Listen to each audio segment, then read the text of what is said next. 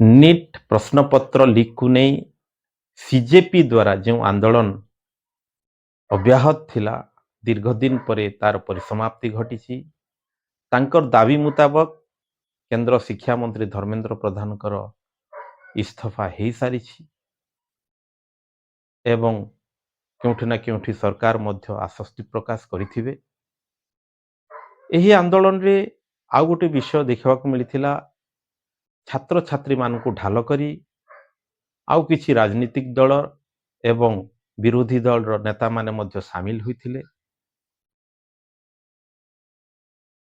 ଆଉ ଗୋଟେ ବିଷୟ ମର୍ମାହତ କରିଛି ସମସ୍ତଙ୍କୁ, ଯେହେତୁ ଏହା ନିଟ୍‌ର ଛାତ୍ରଛାତ୍ରୀମାନଙ୍କର ଆନ୍ଦୋଳନ, ଦେଶର ଉଚ୍ଚଶିକ୍ଷାର ଅନ୍ୟ ଏକ ଦିଗ, ଆଉ ସେଇ ଛାତ୍ର ଆନ୍ଦୋଳନରେ ମିଡିଆ ସାମ୍ନାରେ ଛାତ୍ରଛାତ୍ରୀମାନେ ଦେଶର ସର୍ବୋଚ୍ଚ ପଦରେ ଥିବା ନେତା, ମନ୍ତ୍ରୀ ଏବଂ ବିଭାଗୀୟ କର୍ତ୍ତୃପକ୍ଷଙ୍କୁ ଯେଉଁଭଳି ଭାବରେ ଅଶ୍ଳୀଳ ଭାଷା ପ୍ରୟୋଗ କରିଛନ୍ତି, ତାହା କହିବା ମୁସ୍କିଲ। ଏବଂ ଏହା ଯଦି ଛାତ୍ରଛାତ୍ରୀମାନଙ୍କ ଦ୍ୱାରା ହୋଇଥାଏ, ନିଶ୍ଚିତ ଦୁର୍ଭାଗ୍ୟଜନକ। କାରଣ ଆଜିର ପିଢ଼ି ଆଗାମୀ ଦେଶର ଭବିଷ୍ୟତ।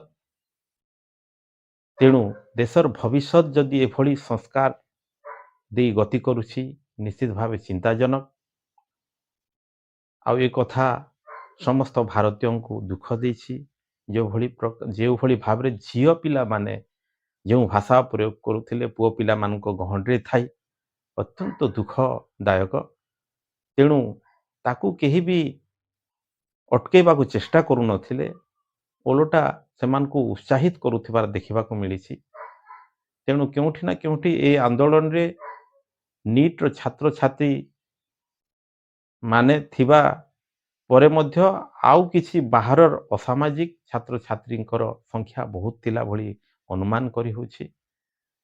ଏବଂ ଏହି ଆନ୍ଦୋଳନରେ ଅନେକ ଗୋଷ୍ଠୀ, ଅନେକ ଅସାମାଜିକ ବ୍ୟକ୍ତି ସାମିଲ ହୋଇଥିବା ଅନୁମାନ କରାଯାଉଛି।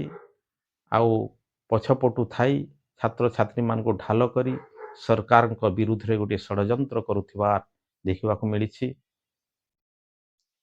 ଆନ୍ଦୋଳନ ଗୋଟିଏ ପୁରୁଣା ପ୍ରକ୍ରିୟା।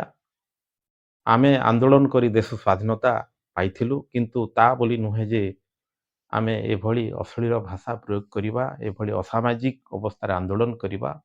ଆମ ସରକାର ବିରୁଦ୍ଧରେ ଆମେ ଆନ୍ଦୋଳନ କରୁଛୁ।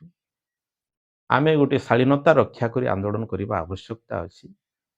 ଆମେ ଭାରତୀୟ, ଆମ ସଂସ୍କାର ଏବଂ ସଂସ୍କୃତି ପାଇଁ ସାରା ବିଶ୍ୱରେ ବିଦିତ। ଆମେ ଯଦି ସେଭଳି ଭାଷା ପ୍ରୟୋଗ କରିବା, ତେବେ ଅତ୍ୟନ୍ତ ଦୁର୍ଭାଗ୍ୟଜନକ। ତେଣୁ ଏହି ଆନ୍ଦୋଳନର ପୁଙ୍ଖାନୁପୁଙ୍ଖ ତଦନ୍ତ ଆବଶ୍ୟକତା ଅଛି। କିଏ ଅଛି ଏ ଆନ୍ଦୋଳନର ପଛରେ, କାହିଁକି ଏଡ଼େ ବଡ଼ ଆନ୍ଦୋଳନ ହେଲା, ଛାତ୍ରଶକ୍ତି କିଭଳି ଏତେ ବଡ଼ ଆନ୍ଦୋଳନ କରିପାରିଲେ, ତାଙ୍କ ପଛରୁ କିଏ ବ୍ୟାକଅପ୍ ଦେଉଥିଲା, ଏହା ନିଶ୍ଚିତ ଭାବରେ ଆମେ ତାର ତଦନ୍ତ କରିବା ଆବଶ୍ୟକତା ଅଛି। ବୁଦ୍ଧିଜୀବୀମାନେ ମଧ୍ୟ ଏହା ଉପରେ ଦାବି କରୁଛନ୍ତି। ସରକାର ମଧ୍ୟ ଏତେ ବଡ଼ ଗୋଟେ ଆନ୍ଦୋଳନ ହେଇଛି, ଆଉ ଆ ଉପରେ ନିଶ୍ଚିତ ଭାବେ ଯତ୍ନବାନ ହେବା ଉଚିତ। ଆଗାମୀ ଦିନରେ କିଭଳି ଭାବରେ ବିଭିନ୍ନ ପ୍ରକ୍ରିୟା, ପରୀକ୍ଷା ପ୍ରକ୍ରିୟା ଗୁଡ଼ିକ ସ୍ୱଚ୍ଛତା ରହିବ, ତାପରେ ଯତ୍ନବାନ ହେବା ଉଚିତ। ତେଣୁକରି ଆଗାମୀ ଦିନରେ ଭାରତର ଯଦି ଆମେ କିଛି ଭଲ ଚାହୁଁଛୁ, ଦେଶର ସୁରକ୍ଷା ପାଇଁ, ଦେଶର ସମ୍ମାନ ପାଇଁ, ଏଭଳି ଗୋଟେ ଅଭାବନୀୟ ପରିସ୍ଥିତି ସୃଷ୍ଟି ନ ହେଉ।